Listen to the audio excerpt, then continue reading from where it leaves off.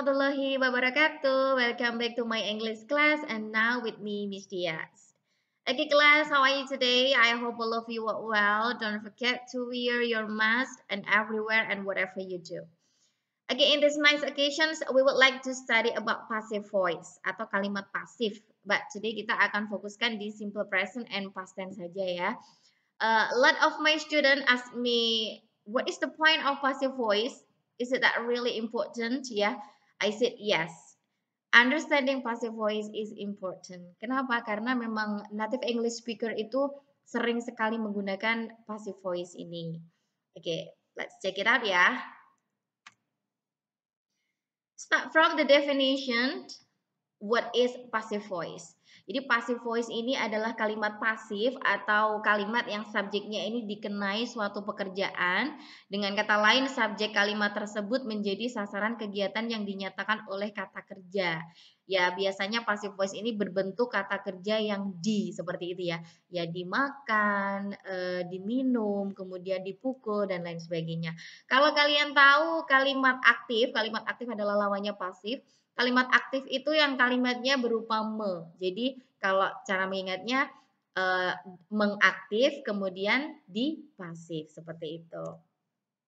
Ya, jadi seperti ini ya di dalam bahasa Indonesia ini ciri-ciri kalimat pasif ini kata kerjanya berawalan di. Seperti yang Miss Dias tadi sebutkan. Oke. Terus kenapa sih Miss kita harus menggunakan passive voice ini? Why we use passive voice? There are some reasons yang melatar belakangi kenapa sih passive voice ini tuh penting buat digunakan. Yang pertama, the first one is we don't want to talk about who did the action or we don't want to talk about who does the action.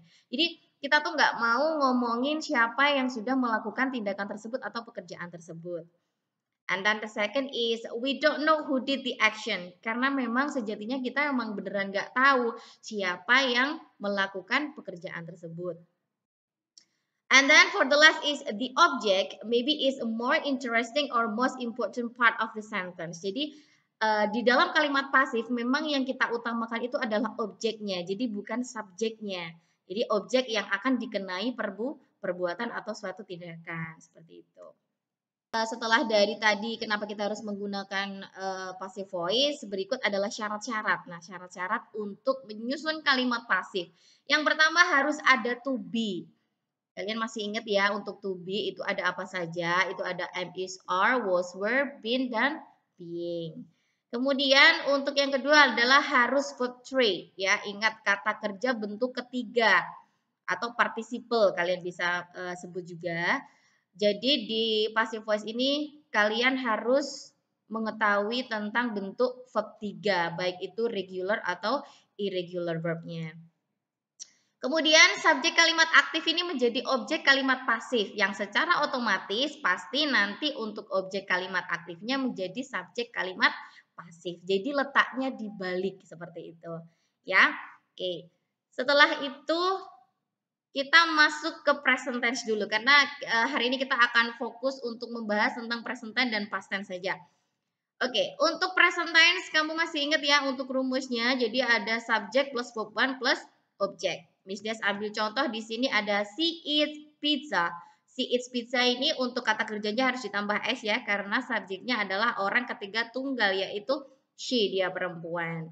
She eats pizza. Kemudian jika dijadikan kalimat pasif, rumusnya berubah menjadi subject plus am is are plus verb 3 plus by object.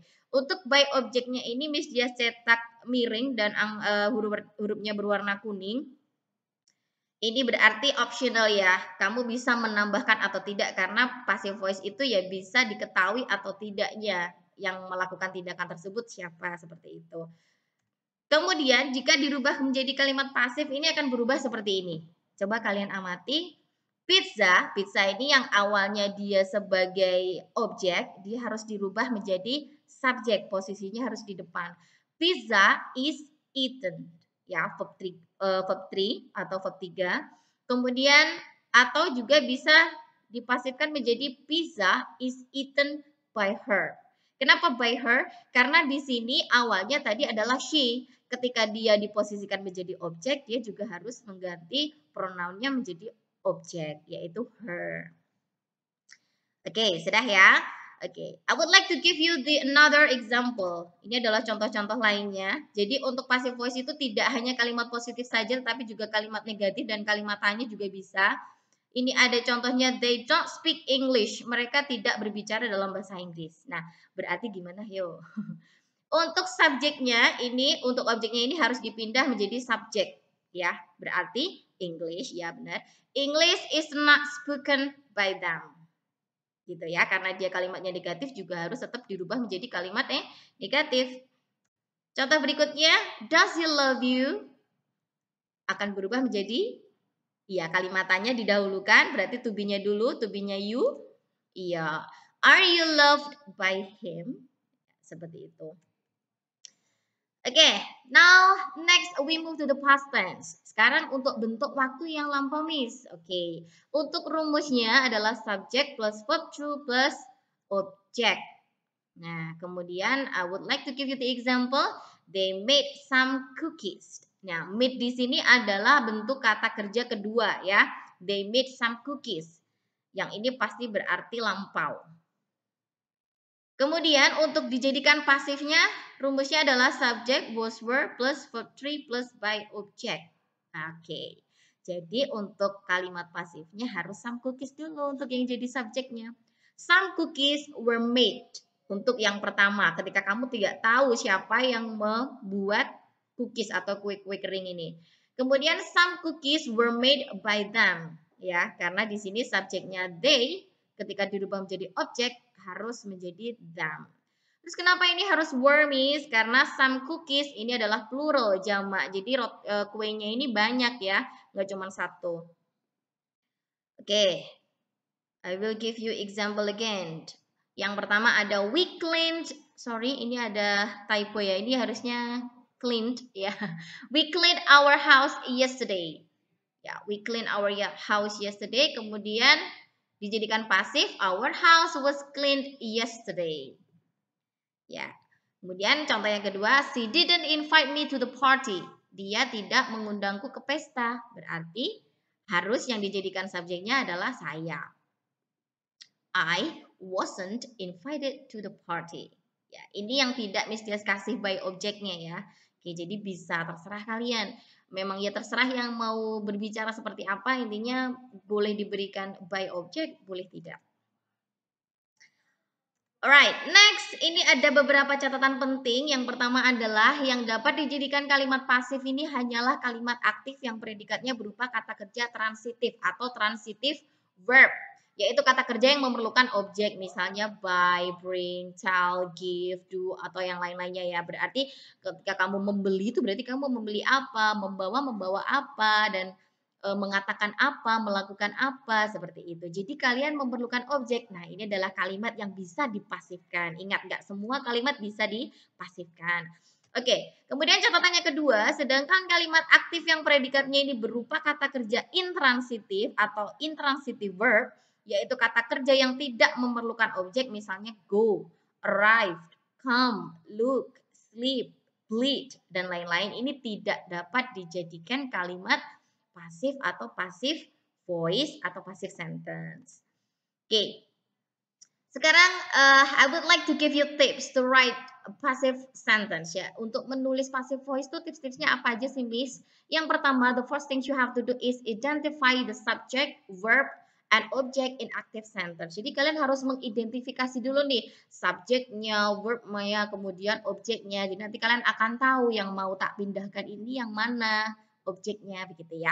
Kemudian the second one is move the object in active sentence into the subject in the passive sentence.